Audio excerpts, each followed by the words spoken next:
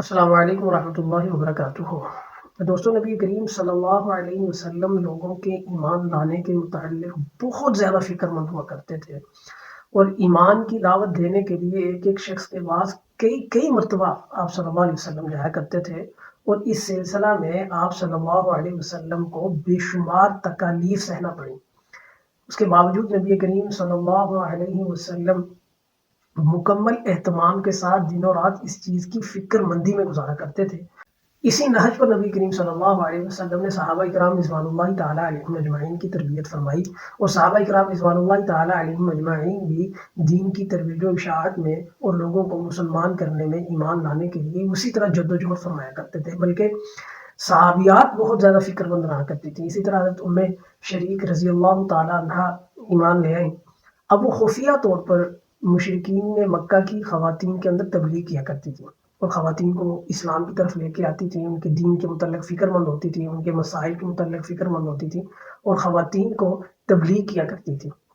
بلاخر کفار مکہ کو پتہ چل گیا، انہوں نے شریک رضی اللہ تعالی عنہ کو گرفتار کر لیا، اور پھر انہیں کہا کہ اگر ہمیں تمہارے قبیلے کا خطرہ نہ ہوتا تو ہم تمہیں لازماً قتل کر دیتے، لیکن تمہیں مکہ سے مدینہ بھیج دیں گے۔ شریک رضی اللہ تعالیٰ عنہ فرماتی ہیں کہ انہوں نے مجھے ایک اونٹ کے اوپر بٹھا دیا، جس کے اوپر کوئی کپڑا وغیرہ، کوئی کجاوا وغیرہ نہیں ڈالا تھا، ایک ننگے اونٹ کے اوپر انہوں نے حضرت شریک رضی اللہ تعالیٰ عنہ کو بٹھا دیا، اور پھر وہ سفر کرتی تو انہیں 3 دن تک کھانے پینے سے دور رکھا، محروم رکھا کہ وہ اسلام سے باز آ جائیں۔ شریک رضی اللہ تعالیٰ عنہ فرماتی ہیں کہ وہ جب پڑاؤ کرتے تو مجھے دھوپ میں بٹھا دیتے، خود چھاؤں میں چلے جاتے، اور ظاہر ہے وہ عرب کی گرمی، پھر سورج کی تپش، تو پیاس لگتی تھی بہت زیادہ، تو لیکن وہ اللہ تعالیٰ کے راستے میں آنے والی رکاوٹوں کو اللہ تعالیٰ کی رضا اور خوشنودی کے لیے ہنسی خوشی سہ جاتے تھے صحابہ کرام رضوان اللہ تعالیٰ علیہ مجمعین۔ وہ بھی ذکر اذکار میں اپنا وقت گزارتی، اور اس تنگی، اس تکلیف، 3 دن تک بغیر کھائے پیے رہنا۔ ہم تو بھوک لگی ہو اور اس کے بعد 3 گھنٹے نہیں گزار سکتے، لیکن وہ عورت ذات ہے، اور آپ ان کی قربانی دیکھیں کہ وہ 3 دن تک بغیر کھائے پیے، وہ بھی سفر میں، اور سفر بھی جو ایسا اونٹ جس کے اوپر کوئی کجاوا وغیرہ بھی نہیں رکھا گیا۔ تو وہ کہتی کہ دھوپ میں ایک دفعہ مجھے پڑاؤ انہوں نے کیا، اور مجھے دھوپ میں لٹا دیا گیا، اور میں آنکھیں بند کی اپنے اللہ کو یاد کر رہی ہوں، تو میں نے دیکھا کہ مجھے کوئی ٹھنڈی چیز جسم کے ساتھ لگتی ہوئی محسوس ہوئی، تو میں نے آنکھیں کھولی تو ایک ڈول تھا، ایک ڈول لٹک رہا تھا، اور اس میں پانی تھا۔ تو حضرت شریک رضی اللہ تعالیٰ عنہ فرماتی ہیں کہ میں نے وہ پانی پینا شروع کیا، تو ظاہر جب بندے کو بہت زیادہ پیاس لگی ہو اور وہ 3 دن کا پیاسا ہو، تو وہ تو اس کی کوشش یہی ہوگی کہ وہ ایک ہی دفعہ سارا پانی پی جائے۔ تو شریک رضی اللہ تعالیٰ عنہ فرماتی ہیں کہ کمال شفقت سے وہ ڈول جو ہے وہ تھوڑا سا اوپر ہوتا، میں سانس لیتی، وہ پھر نیچے ہوتا، میں پھر پانی پیتی۔ میں نے خوب سیر ہو کے پانی پیا، اور اس کے بعد جو پانی بچا اس کو میں نے اپنے جسم پر انڈیلا، تاکہ جسم میں تھوڑی سی تراوٹ آئے، کوئی تر و تازہ ہو، کوئی خوشگواریت آئے، کوئی جسم میں جان آئے۔ تو جب وہ ظالم لوگ جو ان کو لے کے جا رہے تھے، ان میں سے ایک بندہ آیا، اس نے آ کے حضرت شریک رضی اللہ تعالیٰ عنہا کو دیکھا کہ تو ماشاءاللہ بڑی تر و تازہ ہے اور فریش ہے، تو اس نے کہا کہ تم نے ہمارا پانی تم یہاں سے